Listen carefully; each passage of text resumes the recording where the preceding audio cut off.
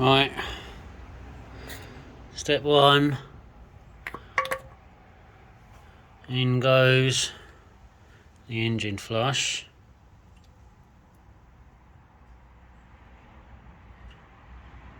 It's going to take forever. Well, what's blocking that? It's just where it's been positioned. There we go. Is that better?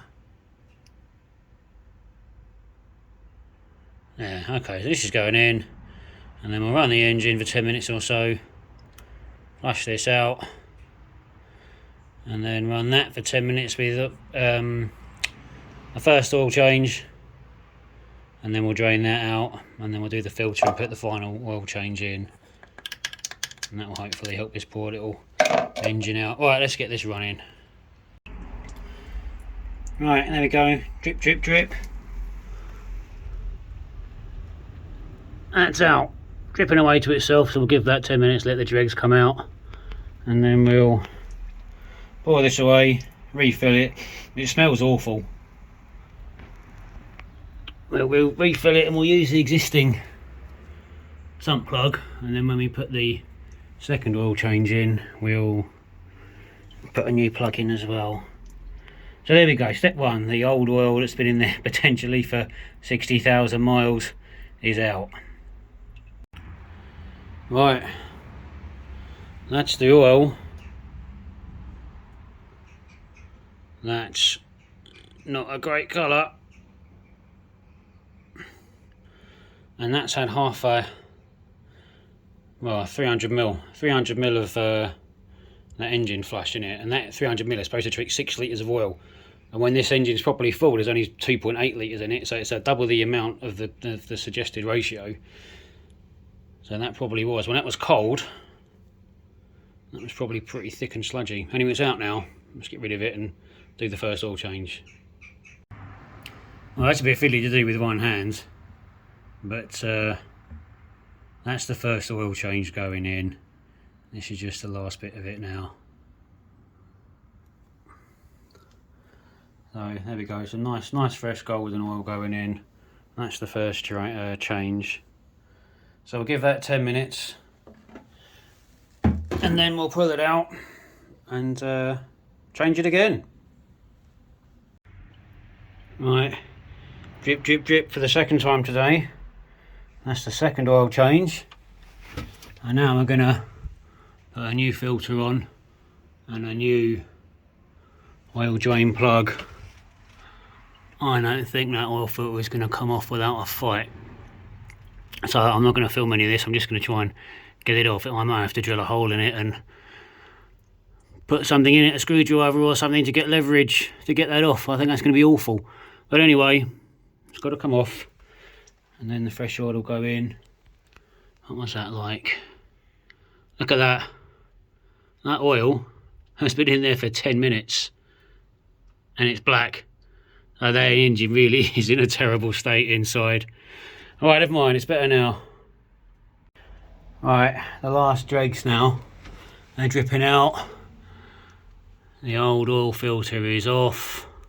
Not a chance of getting that off with my strap. I had to stab holes in it with a screwdriver to get enough leverage on it to turn it, and it's awful. Look at the rust, that's horrendous. So that's the old one. This is going to be the new one, and we'll put a nice fresh drain plug in as well. So that's it. Anything left to do is have a look at this oil, which has been in here for all of 10 minutes, and see how bad it is. Pretty grim, I think, judging by what dripped out. Anyway, that is finally off. That was a fight. Right, that's the new drain plug on, the new oil filter on, and that's the oil change that I just put in and ran the engine for 10 minutes. And that's pretty grim looking. So yeah, that's a pretty dirty engine. But with that out and fresh oil in again now, with some stop leak, that will help that out. Right, let's go and do the second oil change and refill. Right, that is dealt with now. That's 2 oil changes. Oil changes have gone into there. It's black as anything, it's horrible. So before I put the fresh oil in, I'm going to stick in some of this reseal stuff. This has got very good reviews for being good at stopping leaks and puffing up gaskets and that sort of thing without making the oil too thick and sludgy. I'm going to dab a little bit of my finger and rub it onto this top of the dipstick here, because the dipstick just sits in that tube. It doesn't seem to be under any sort of tension whatsoever. It does. You don't push it until it clicks or anything like that. It just kind of sits, and I'm worried that under any kind of oil pressure, it's just gonna rise up and we're gonna get oil loss. That doesn't seem to be a particularly good design. So I don't know if maybe this is a bit worn out and it should fit better. So I'm going to rub a bit of this onto that before I stick it back in. And that's plastic, it's not rubber, so I don't know if it's going to have any kind of effect with puffing this up or anything like that. But I'm going to I'll stick this in anyway. Now, because this is in American, this is 8 ounces to treat 6 quarts of oil. 6 quarts of oil is, I mean, that's basically meaningless in the UK. It's about 5.6 litres. And this is a 2.8 litre sump. So I might as well just stick the lot in. It's not really a half and half mix. It's not going to affect the viscosity too much. So I'm just going to stick the lot in. And then it'll be a nice fresh oil for the first time in God knows how long. Then it's a question of firing it up and looking all around to see what leaks there are. The new filter's on. That looks a bit different down there. Looks a bit better. Right, so let's get on and bung this stuff in, fill the oil up and run it up and see what happens. Right, cap's off. Let's try and get it to actually go in and not all over the engine. There we go.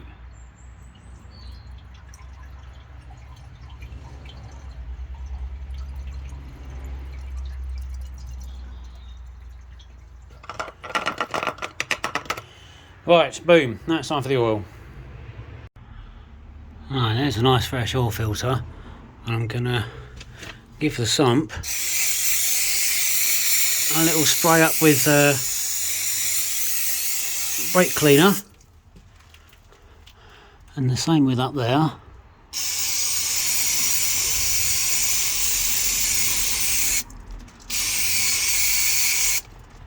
And that'll give me an idea if that's leaking. I do wonder if this sump is sweating a little bit.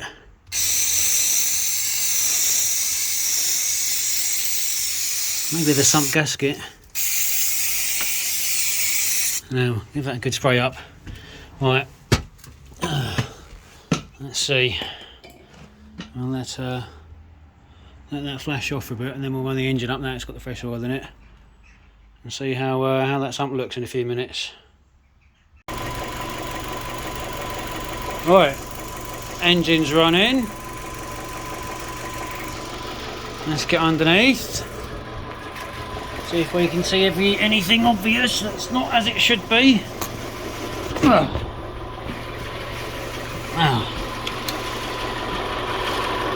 Sump's dry.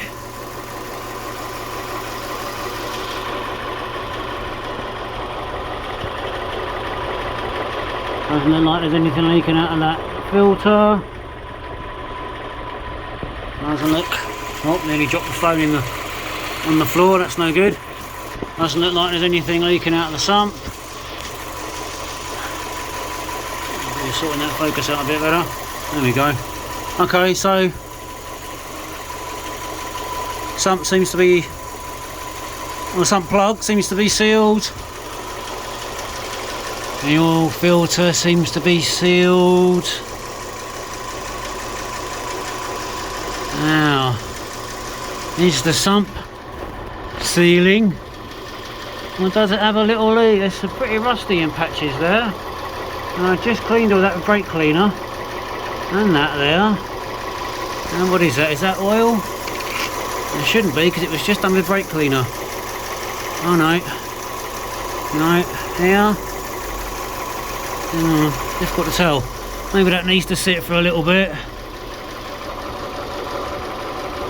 Is there a little bit of fresh oil there, or is that just brake cleaner? I'll let that run for a little bit and see. Maybe that filter needs another half a turn.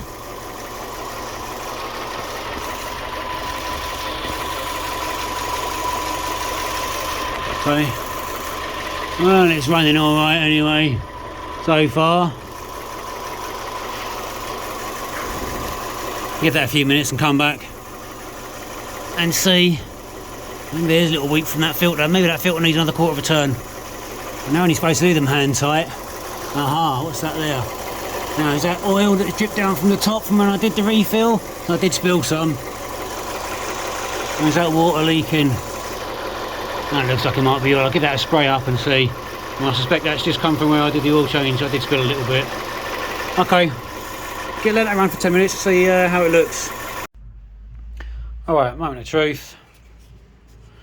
Everything's been put away. Something looks good, it's run for 10 minutes. Something looks okay. Nice clean bit of tissue. Dipstick out. What have we got? Beautiful, nice clean oil. Look at that. That looks lovely. Right, good stuff.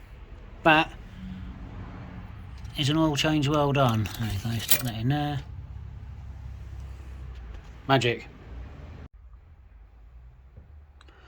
Alright, so now that we've got the oil done, next step I thought, nice easy job after the oil and having to fight that filter by stabbing it to death. So a nice easy job, we'll just change the air filter, can't be hard. So there's 3 screws at the top, which aren't too bad. There are another 3 screws underneath, which you can't see or get to.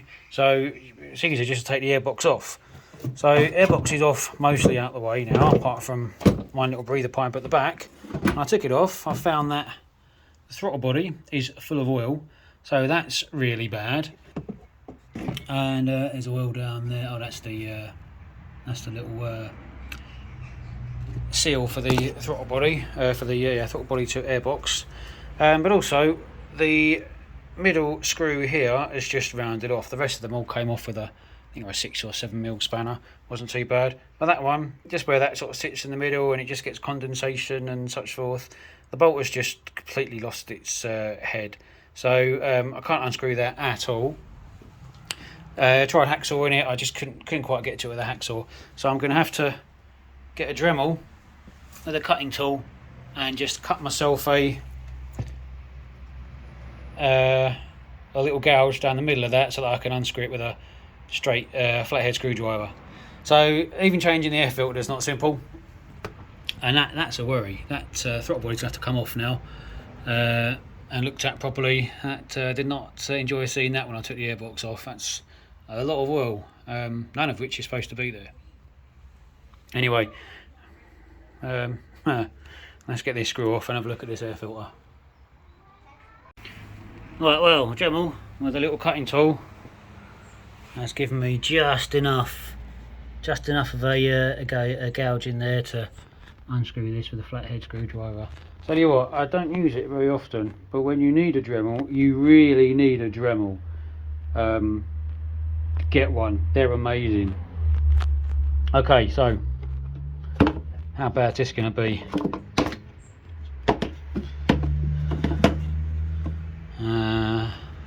Do I even want to look? Oh, actually, I was expecting worse, you know. I was expecting worse. That really doesn't look bad. Right, I'm going to suggest that is not a 60,000 mile air filter, neither is that airbox. That's not awful. That's been changed at some point. Okay, the rubber O-ring from the throttle body to airbox housing has had a bit of a clean. It's not perished or anything. It's not really, none of them being rotten and covered with oil. It isn't too bad. It isn't too bad. What I'm going to do is give it a little rub with this stuff here. It's got a Volkswagen brand on it. This is a stuff called Krytox. It's actually for convertible roof seals, but it's just a really, really good quality rubber restorer. You only need a tiny little bit, so I'm literally just going to put a drop on this and rub it around it and let it sort of soak into the rubber, and that'll put a bit of life back into this rubber and help puff it up and keep it going. But it isn't too bad. It isn't too bad. But that throttle body in there certainly isn't great. That's going to have to come off to get cleaned. So I think that'll be my last job for tonight. It's getting pretty dark outside now. November's not the ideal time to do this, but she wants a car for when she comes back from uni on December the 13th, so got a couple of weeks. So yeah, Crytox this up and then go and get some throttle body cleaner. I think I've got some engine degreaser with some other odds and ends, but throttle body cleaner is a special thing. I've got some carb cleaner there, carbon air intake cleaner. That might work, that might do. Might need a bit more scrubbing, but that might do. Right, okay, this is the last job for tonight, and then I'm going to go have a shower.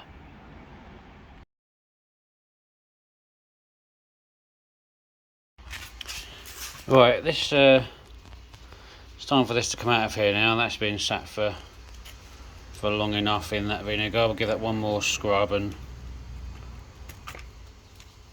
we'll call it a day. I've also cunningly put all the screws from the air filter housing that was over there in here as well. I'll give them a bit of a scrub because they were all a bit rusty, and I'll flash them off with some brake cleaner, and then what I'm going to do is dip them all in some of this leftover oil from the oil change, so they'll have a little coating of fresh oil on them. That will just help keep the rust off them a little bit. Yeah, and they haven't come out too bad. Let's have a little bit of a scrub, they'll look a little bit better. Yeah, that's looking pretty good now, that thing. Right, so we've got that to do this morning, and also we're going to get back underneath and have a look at the sump and see how that is after it's been sat overnight with fresh oil in it, if there's any seeping from the sump, and if there isn't and it looks good, we'll cure rust it and put some hammerite on it to give it a bit more protection. So those are the jobs for this morning. Right, there's those bolts. I'm just soaking them off in a bit of carb cleaner to get the last of the vinegar off. That's the one that I had to cut the head on to turn it into a screw rather than a bolt because it was so rounded off. So it hasn't come out too bad, and that'll be usable again with a flathead screwdriver. That hasn't come out too bad. So yeah, they're all good to use again. Once they're out of here, I'll flash dry them and dip them in oil, and that should keep them a bit better protected for the future. And I'll do the same with the battery clamp as well. So these will come out okay. Okay, so the sump has sat overnight, fresh with fresh oil in it, and it looks about the same as it did when I first filled it up. So I think, and that's a bit rusty and knackered looking, I don't think the sump is weeping. There's a few little cracks here and there. So I'll give it a brush and I'll wash off with some cleaner, and then we'll cure rust it and hammerite it, and I'll give it a hand. Right, battery's out. I'm just getting the battery tray out, and down in there where that last bolt is, there's a load of tissue. I'm not quite sure what that's doing in there or why it's there. Once battery tray's out, we can get the ECU out of the way here. We can have a better look at the thermostat and decide if that's serviceable, if that needs to be replaced. Right, mystery tissue. Oh, joy. Okay, battery box is off. And out of the way, battery tray I should say. This thing here is the clutch slave cylinder. It looks a little bit damp, so maybe that's leaking a little bit. The clutch works fine, so we'll check the reservoir and top that up if needs be. If the clutch fails at some point, this will be the likely candidate. We'll just top it up with fluid to get it to where it needs to go. And at the end of the day, in an emergency, you can drive without the clutch as long as you know how to do it. Maybe a bit much for someone who's just passed a test, to be honest, to learn how to rev match and bubble your clutch and that sort of thing. But it's an option if topping up with fluid doesn't work. But I mean, it's fine at the minute. But I would suggest that damp patch there maybe is some leaking clutch fluid. Further in underneath here, we've got the thermostat.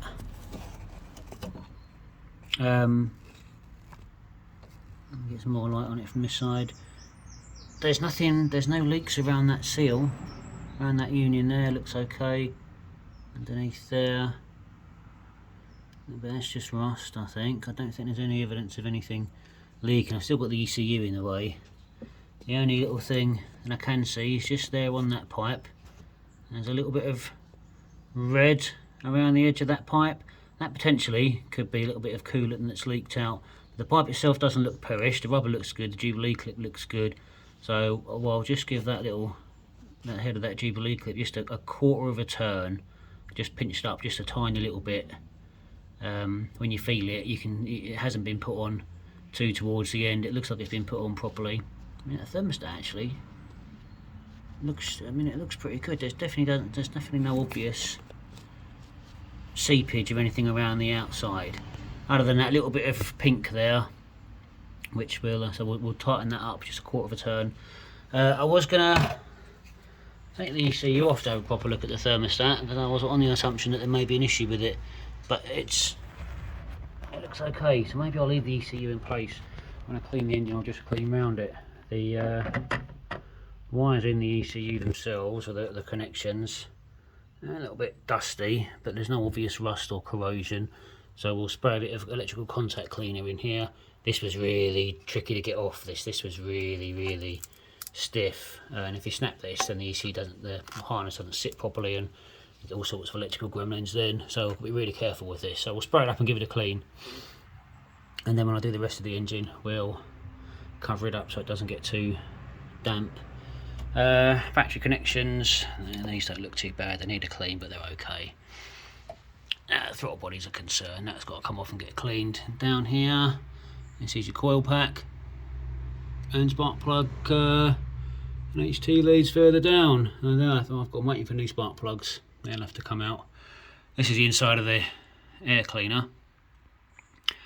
Although I'm going to suggest that oil is coming from this breather pipe. This recirculates air from the crankcase back into the air system, so that it doesn't go out to atmosphere. It just helps with the emissions.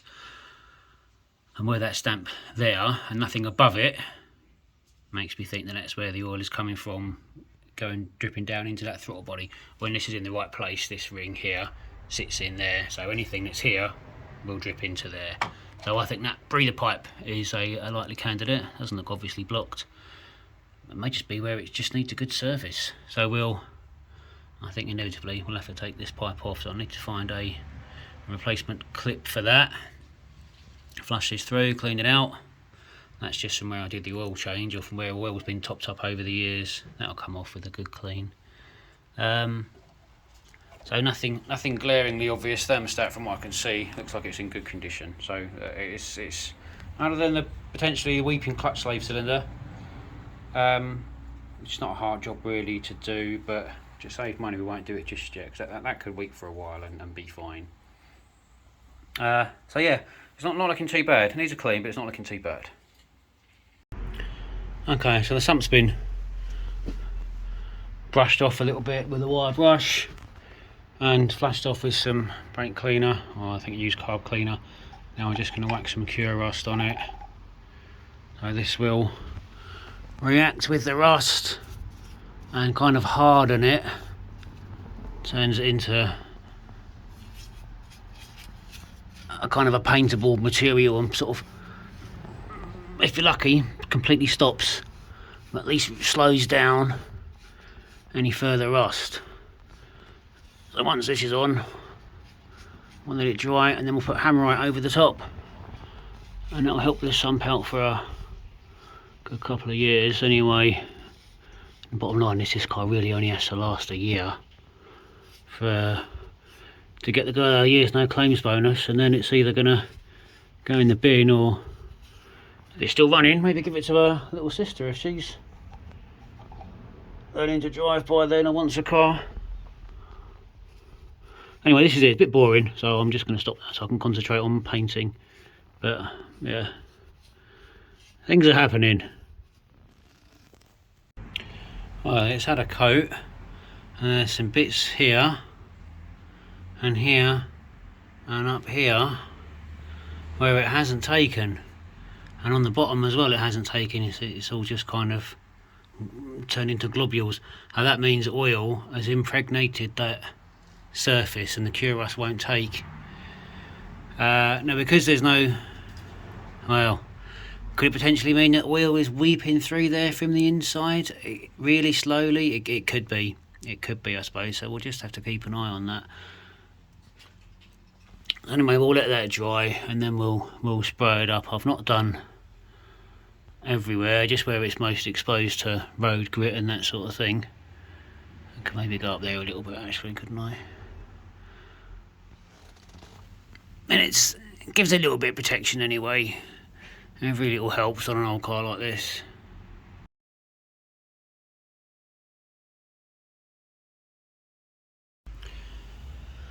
Right, so the throttle body's off. Do I even want to dip my finger down into that oil, into that manifold? Let's see. Get a bit of tissue. I mean, I know it's going to be bad. Let's find the cleanest bit of tissue. There we go.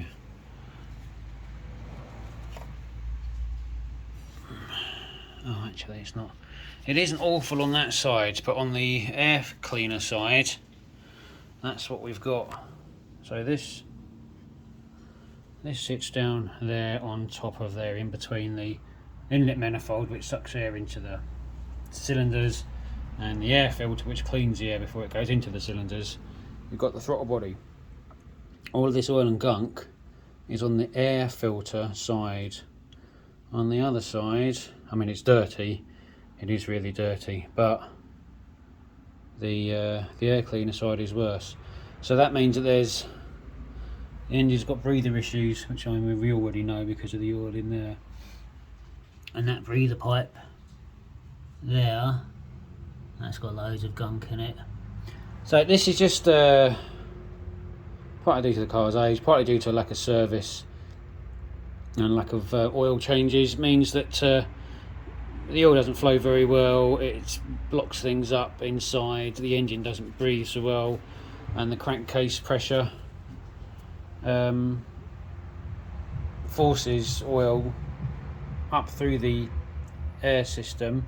It's designed to do it, that is what it's supposed to do, but when the oil's really bad and hasn't been changed regularly, doesn't do it as well as it's supposed to do, and things get gunked up.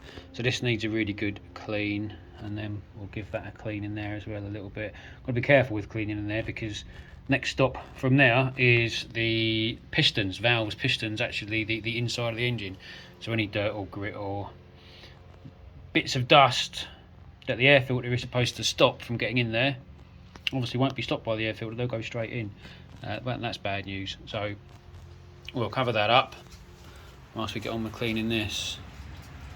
On a more positive note, the battery tray has been wiped down and painted with cure rust as well, same as the sump, and so is the battery clamp. That's drying, and once they're dry, we'll spray them up with some rust proof paint. So yeah, throttle body cleaning time now, and this. Right, nice.